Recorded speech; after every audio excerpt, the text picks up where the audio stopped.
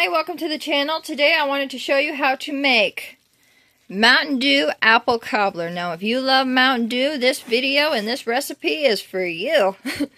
It's a fairly simple dish once you get the hang of it. I made mine completely from scratch. You of course don't have to make yours that way. I made the croissant rolls, and you can just buy the canned croissant rolls. I put apples in there. You can always just use probably 2 cans of apple pie filling. There we go. I lost my words. You can also use 2 cans of apple pie filling to replace that. But I'm going to show you how to make this awesome dish, especially for the Mountain Dew lovers out there. If you don't like Mountain Dew as much, you can also use Sprite. Or if you just don't have it, that's okay too. Thank you for watching, and I hope you enjoy. Okay guys, before we begin, I am going to tell you that I have a pair of gloves on for sanitary purposes. They're a little too big for me. These are the only ones I had for sanitary purposes because I was outside, I was moving metal, I got stupid, and I cut one of my fingers. I think I already got these a little dirty. I was messing around with some butter earlier while I was getting prepared for this. Now the first thing you're going to want to do is you're going to want to put 2 3/4 cups. Oh, this is the croissant rolls, by the way. So if you don't want to make the croissant rolls by scratch, just go ahead and skip ahead. If you don't make the croissant rolls by scratch, you can just buy 2 cans of it, and you can just use those. So you can go ahead and skip ahead if you don't want to use the recipe I have for you for the croissant rolls. Okay, back to business. 2 3/4 cups of flour in your bowl, and we are going to add in. We're going to make a little dip in here, just like that. Perfect. Now we are going to add in 1/4 cup of water. Oh, well, wait. I did this wrong. Hold on. I'll just go ahead and stick this in. That's fine. That's fine. Hold on. Okay, you weren't supposed to add in 1/4 cup of water. You're actually supposed to put sugar and yeast and salt in there. Before you added the water, we messed up a little bit. Well, I did. I take responsibility. I'm sorry. Alright, 3 tablespoons of sugar before you add the water. Gosh, what is wrong with me? Right there. 1 1/4 teaspoons of kosher salt. If you do not have kosher salt, that's fine. You can use regular salt. It's not really that important. Now we're going to add in 2 teaspoons of yeast, or you can just use an entire package. Just put it on the outsides right here. 2 teaspoons of yeast, or a whole package of it. Whichever one works, whichever one you got. Now after that, you're supposed to then mix all that together, then add in 1/4 cup of water, 1/2 cup of milk, and 1 egg. So we're just going to go ahead and do all that. Just put it all together like this. So there's 1/4 cup of water right there, 1 egg, and 1/2 cup of milk.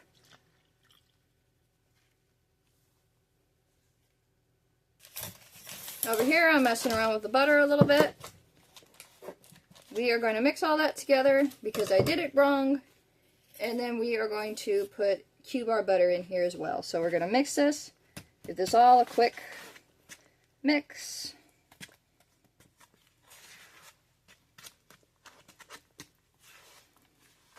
That's okay if you do things wrong. You can always compromise. It'll turn out just fine.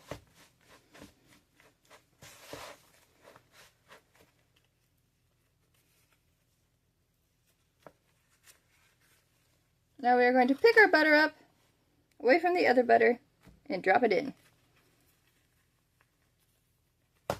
This is already getting a little sticky. Now carefully slide that over. We are going to take our cutter and we are going to cut in our 1 cup of cold butter. Did I just... Oh, thank God, I didn't break the bowl. Oh, no, wait, guys. Do you see that? I just broke the bowl. Crap. So this is what happens when you use plastic. I just broke the bowl for you guys, so I hope you're happy. It'll be okay, I get a new one. I've had this one for years, but I think it's time. The universe has spoken.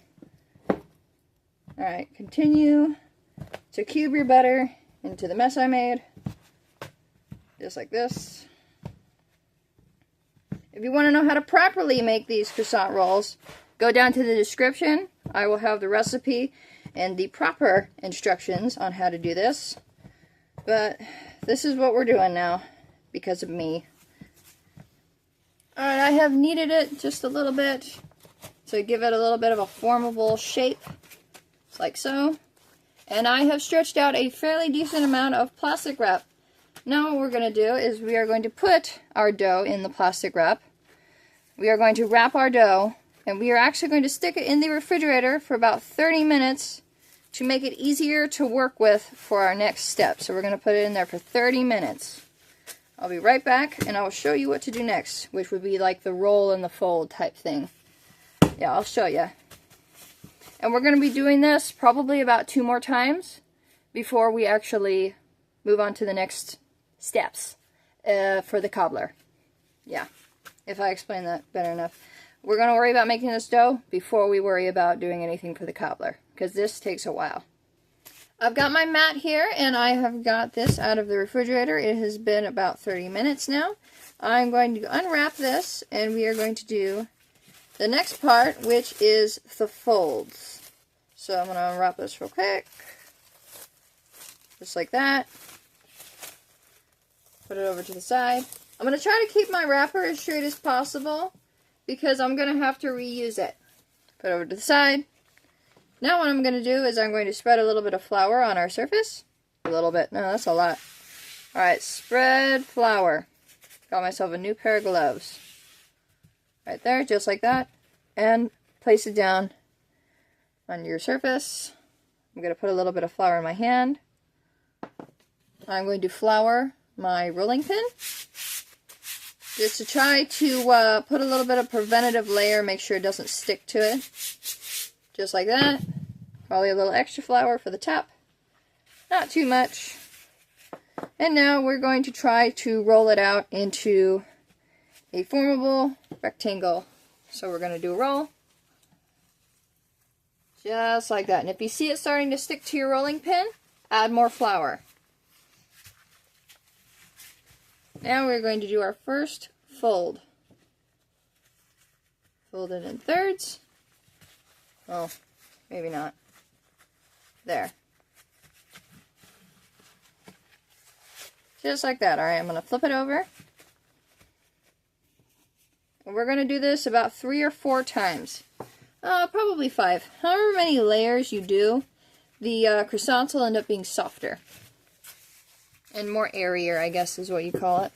It's not a golden rule because they're going into a cobbler. They're not really being eaten by themselves.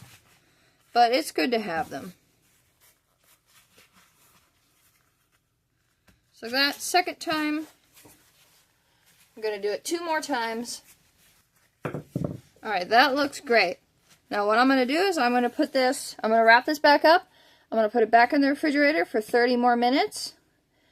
And then I will take it out. I will do the same thing. I will do some folds into the dough. And then we can move on to the next step. So wrap it up, put it in the refrigerator for 30 minutes. Take it out, fold the dough. Again, put it back in the refrigerator and I will show you what to do next. Alright, I have cored and sliced 2 apples. They should look about like that. And I'm going to add 2 teaspoons of cinnamon to the apples. Perfect. Now we're going to mix our apples. You're going to mix the cinnamon into the apples. Just like that. And we're going to set our apples to the side. Now what I've got over here is I have my croissant roll dough. I have got it separated into 3 sections. I'm going to be working with one section, and I will put the other 2 in the refrigerator, and I will take them out as I am rolling them.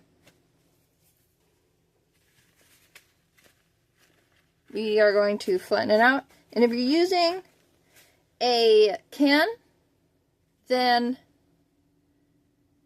you'll have to just roll out the contents of the can onto your counter. If you are using homemade, you just roll it out just like you did earlier, but make it as thin as possible. So grab some flour, kind of dance around with it with the flour. The other side. Now we're going to roll. Now what we're going to do is we're going to take a pizza cutter. We're going to cut out squares, well, rectangles, just like that, and then go across.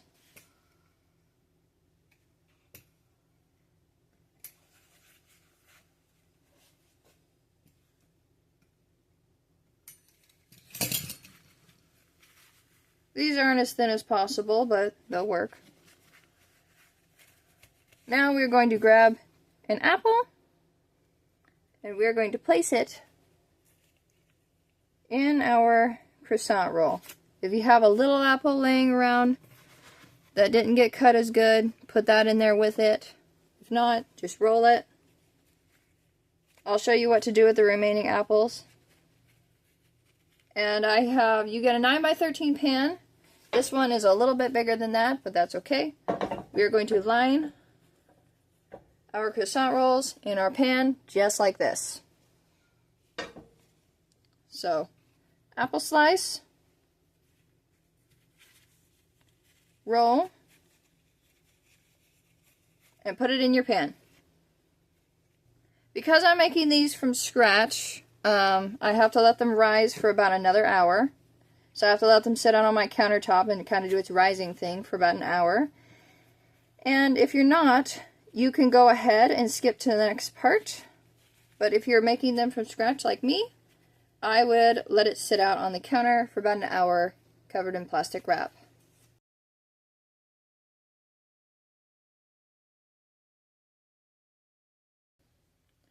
Alright, my cobbler is almost done with its rising period, and what I'm going to do here is I'm going to add a cup of butter into a saucepan. I'm going to go ahead and turn this on.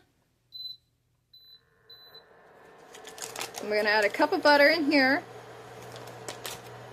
just like that. You see my finger. I'm also going to add a cup of brown sugar, a cup of white sugar, and a half a tablespoon of cinnamon.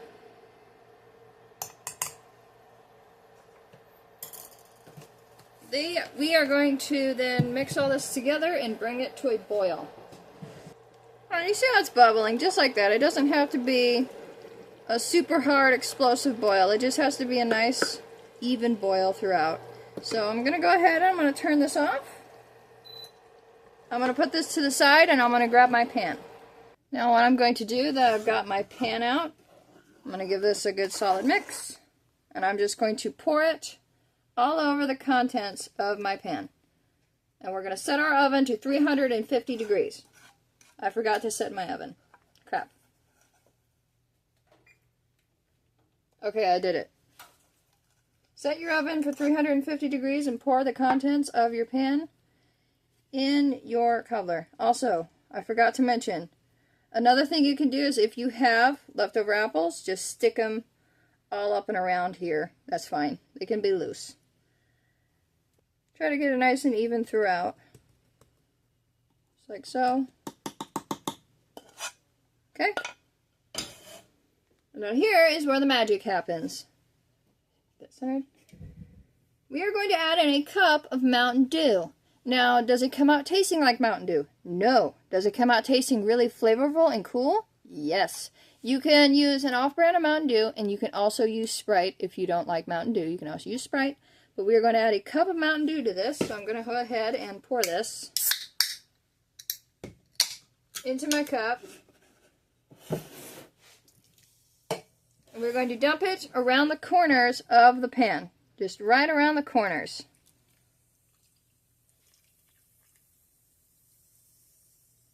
Just like that. Now we're going to put this in the oven and we're going to bake it 40 to 45 minutes. So I'm going to go ahead and do that and then I'll show you the finished result.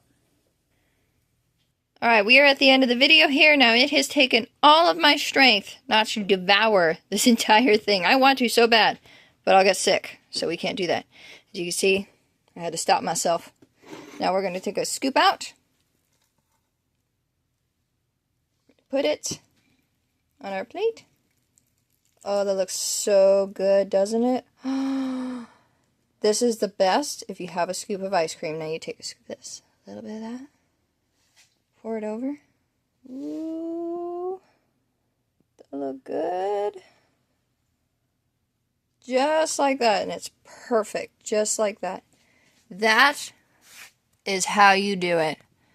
Oh, that looks so good. It is so good, too. I make this for my dad. My dad is a Mountain Dew enthusiast.